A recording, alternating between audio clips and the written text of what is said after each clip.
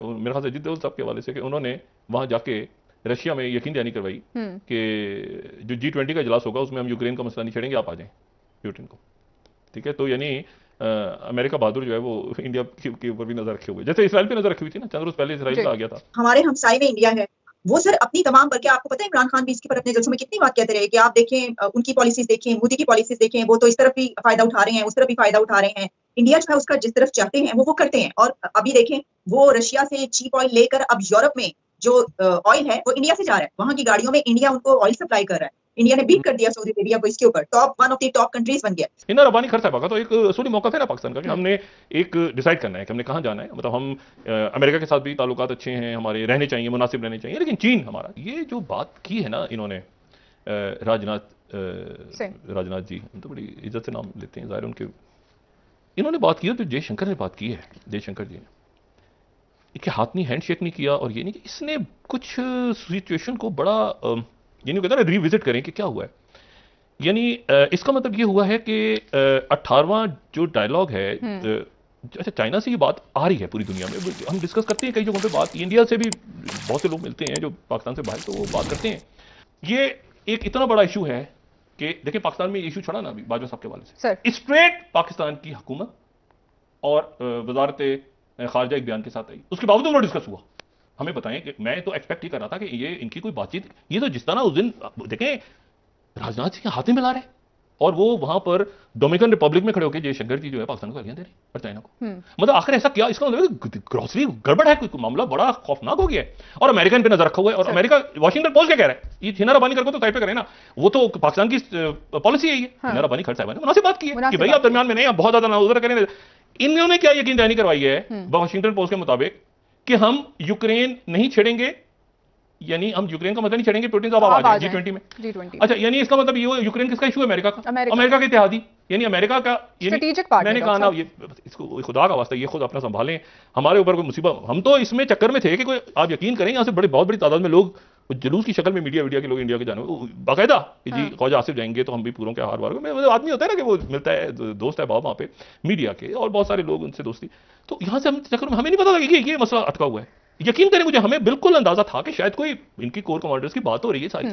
यहां पे ले गए हैं, फिर उसमें एससीओ की समिट है, फिर G20 भी होनी है, फिर कैसे होनी है, फिर वो अमेरिका ने पेपर आउट कर दिया वाशिंगटन पोस्ट, वो पेपर ऐसे आउट हो गए, आप ख्याल से लीक जो है ये ऐसी होती हैं, ये साफी लेकर आए हैं अच्छा वाशिंगटन पोस्ट में। तो बात ये सारी कि ये उन्होंने वो लीक करी, इट्स एम्बैरेसिंग सिचुएशन कि वो अमेरिका के अंदर ही डिस्कस हो रहा है कि एक मिनट ठहर जाइए, तो पुतिन के साथ मिले हुए हैं और पुतिन से कह रहे हैं आप आ जाए, हमें यूक्रेन नहीं छेड़ेंगे। यानी यूक्रेन को, अमेरिका तो आया इसीलिए रहा था बाइडेन कि भाई वहां पर आपने यूक्रेन वॉर डिस्कस करनी है और ये सारा G20 अजीब रहा पड़ा हुआ है। और ये डेस्पेंग देखें, अच्छा फिर उसके साथ देखें दूसरी बात, मैं इसको जरा समझाऊं कि क्योंकि हमारा एक ये हमारे लिए बड़ी अजीबोगरीब सिचुएशन बन गई है। इंडिया कंटेनमेंट हो गई है, ये इसको माने ना माने, देखें ईरान, सऊदी अरेबिया, अफगानिस्तान, कोई जितना बातें हो रही थी ना उस वक्त कि ये कंबोडिया बन जाएगा पाकिस्तान, पता नहीं क्या प्लान्स थे सारे, मामलात हैं खराब वहां पे, मगर ऐसा नहीं हुआ कि उसके नतीजे में पाकिस्तान को प्रॉपरली ये था कि वियतनाम निकलेगा, ये डिस्कस होता था उस जमाने में, वो देखें वियतनाम से अमेरिकन निकले थे तो वो कंबोडिया बन गया था, ये नहीं हुआ। अल्लाह का शुक्र है नहीं हुआ। बाकी उनके मामला तो वो बच्चों के स्कूल कैसे खुलेंगे, वहां पे बच्चियां कैसे जाएंगी, ह्यूमन राइट्स कैसे इशू होगा, वो वहां से दहशतगर्द, ये और साथ ही सबसे बड़ी बात ये कि जो इलामिया जारी चाइना और रशिया की तरफ से हुआ है उसमें BLA को और TDP को दहशतगर्द डाल दिया गया, खत्म, दैट्स इट। वो हमारा इशू नहीं है, वो उनका भी इशू है, उनकी भी इन्वेस्टमेंट। अब ये तो हो गया किस्सा। देखिए ये इस तरह रिजेक्ट करना जो है ना, पहले तो मेरे ये था ध्यान में कि शायद वो यानी जो गुस्से का इजहार हुआ है कि पहले बुलाया गया, फिर गुस्सा का इजहार हुआ उनके वजीर दिफा की तरफ से, और फिर गुस्से का भी इजहार नहीं हुआ, डिप्लोमेटिक नॉर्म से भी आप हटे ना, हैंडशेक नहीं हुआ, और फिर उसके बाद जो है वो वहां पर जयशंकर एक अजीब सी, मुझे नहीं पता, लेकिन पाकिस्तान से मुझे नहीं पता बिलावल भुट्टो जरदारी साहब जाते हैं, लेकिन वो चाइना से अगर फॉरेन मिनिस्टर आते हैं, मेरा ख्याल है हमारा उनके साथ लिंक होगा, क्योंकि हम ये वहां जा रहे हैं चाइना की दावत पे, ये चाइना का फोरम है और ये भी हम चाहते हैं कि इंडिया से ताल्लुकात अच्छे हों, मगर मसला ये है कि अगर आप हैंडशेक ना करें, अगर आप वहां पर इस तरह की लैंग्वेज इस्तेमाल करें जो आपने इस्तेमाल की है बिलावल भुट्टो जरदारी के बारे में इंडिया में, तो ये फिर उसके आप क्या एक्सपेक्ट कर रहे हैं। मैंने कहा ना कि अच्छा हुआ कि नहीं गए ख्वाजा आसिफ, मतलब सारी सियासत मुल्क की एक तरफ है, लेकिन जब फॉरेन पॉलिसी का इशू आता है तो चाहे वो बिलावल भुट्टो हो, चाहे हिना रब्बानी खर हो, चाहे वो शाह महमूद खर, वो फिर आपकी रियासत की पॉलिसी होती है। अब ये तो बड़ी अजीब सी बात है ना। देखिए जो बाजवा साहब का इशू था, बाजवा साहब के ऊपर जो इतराज चल रहा है और बात हो रही है वो ये है कि बाजवा साहब, अब दो बातें हैं उसमें, उसमें दो, क्योंकि इसके ऊपर मेरी भी हम भी तो कहीं बाजवा साहब से कहीं हमारा भी तो टाकरा हुआ है ना कहीं। दो बात, ये बात 2019 की। अच्छा, अब 2019 में चले जाए ना तो और आप अपना सोचेंगे बाजवा साहब की जगह आप सोच रहे हैं बैठ के, तो इस वक्त आपका विड्रॉल नहीं हुआ।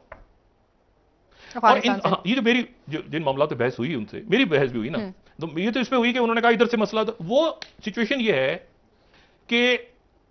उधर से अभी कुछ नहीं पता, जो मैं कहता ये टॉप फेल हो जाएंगी। एनीवे, अब इशू ये है कि वो उस सिनेरियो में चले जाएं तो उनके शायद दिन में हो कि अच्छा इधर से ये पता नहीं क्या होता है, हालात क्या होते हैं, तो इधर से।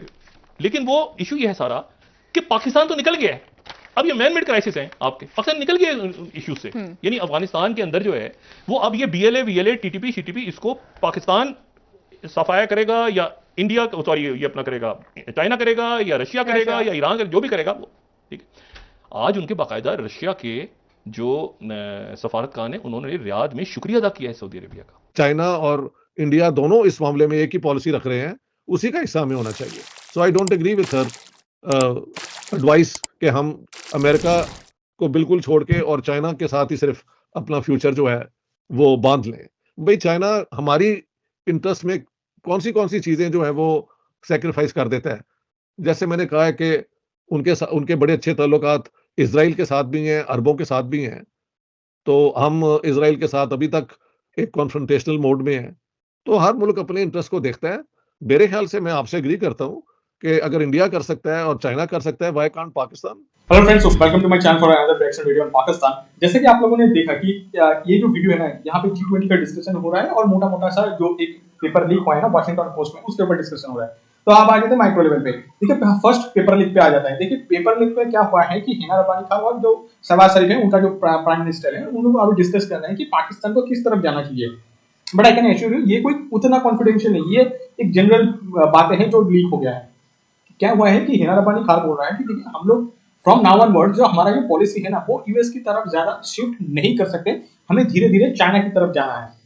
अब इससे क्या हुआ है कि यूएस में तो देखिए थोड़ा बहुत इशू हो गया कि ये हमारा जो वेसल स्टेट है वो है पाकिस्तान, ये कैसे जा सकता है चाइना के। तो मैं आपको बोलता हूँ चाइना की तरफ, मैं आपको बोलता हूँ कि मान लीजिए पाकिस्तान यूएसए के पास नहीं जाएगा तो क्या क्या इंपैक्ट होगा। फर्स्ट ऑफ ऑल ये जो नो फाइनेंसिंग है, स्पेशली जो एड आता है ना फ्री में यूएसए से, ये आना बंद हो जाएगा। तो और ये आना बंद हो जाएगा तो इनका जो जनरल का जो घर चल रहा है ना उधर यूएस कनाडा एंड यूरोप में, तो ये सब बंद हो जाएगा। उनका जो बच्चे का फीस है और वो लोग जो ऐसे फ्री में पढ़ता है ना, वो यूएस का जितना भी इंस्टीट्यूशन है, ठीक है, जहाँ पे शायद करोड़ों में फीस आता है, वो सब बंद हो जाएगा। और ये लोग जो दुकान खोलता है ना यूएसए में पिज्जा का, ये सब भी बंद हो जाएगा। उसके बाद देखिएगा आईएमएफ का कोई भी पैकेज नहीं मिलेगा पाकिस्तान को। उसके बाद ये जो फाइनेंसिंग फॉर मिलिट्री एड वो भी नहीं मिलेगा। उसके बाद जो इनका जो F-16 लेकर रखा है ना, उसका जो स्पेयर पार्ट्स है वो भी कभी नहीं आएगा, ठीक है। इसके बाद इन लोगों को डाल दिया जाएगा मनी लॉन्ड्रिंग टेरर फाइनेंसिंग में, मतलब एकदम पूरा FATF में, ठीक है। उसके बाद ये जो सऊदी अरेबिया यूएई से भी पैसा आ जाता है ना, आपको लगता है कि सऊदी अरेबिया यूएई का जो इंडिपेंडेंट पॉलिसी है कभी नहीं हो सकता है उनका। यूएस बोलता है कि पाकिस्तान को पैसा दो, ये दे देता है, लेकिन ये सब प्रॉब्लम हो जाएगा। उसके बाद जो इंडिया का जो G20 है, तो उसके बारे में बोला गया है कि देखिए मतलब इंडिया G20 में यूएस को भी इन्वाइट कर रहा है और रशिया को भी इन्वाइट कर रहा है, और एकदम क्लियर पहले से ही यूएसए को कम्युनिकेट कर दिया गया है कि देखिए G20 में रशिया यूक्रेन की बातें नहीं होगा, ठीक है। हम लोग और बात कर लेंगे, जैसे प्रॉपर्टी हो गया, क्लाइमेट चेंज हो गया, मतलब कुछ और सिक्योरिटी इश्यूज हो गया, वो सब बात करेंगे, क्योंकि एक ऑलमोस्ट इंडिया ने ये बोला है 1 साल हो गया है, हमें अभी रशिया यूक्रेन वॉर से निकलना चाहिए।